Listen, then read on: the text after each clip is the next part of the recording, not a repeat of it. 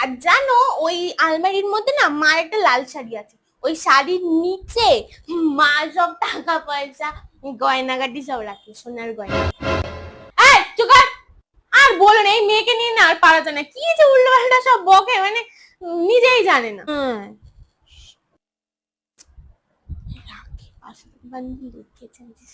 এই চুপ করতে বলেছি না তোকে, বলেছি না বড়দের মাঝখানে কথা বলবি না, যা ঘরে গিয়ে পড়তে বস যা। কি গো সন্তুকে আনলে না? আরে ওর কাজ রয়েছে, নালে তো আসতোই, জানোই তো।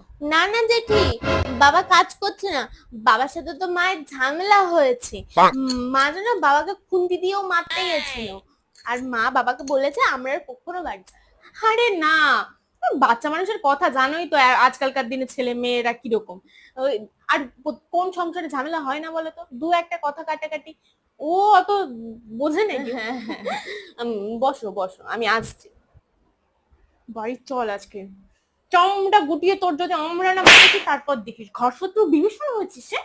কি গো বৌদি, ফোন তোলে না কেন গো? আমার কাছে ফোন থাকে নাকি, মানুই তো সবসময় ফোনে গেম টেম। আর মিথ্যে কথা কেন বলো মা, তুমি তো বেশি ব্ল্যাক লিস্টে ফেলেছো।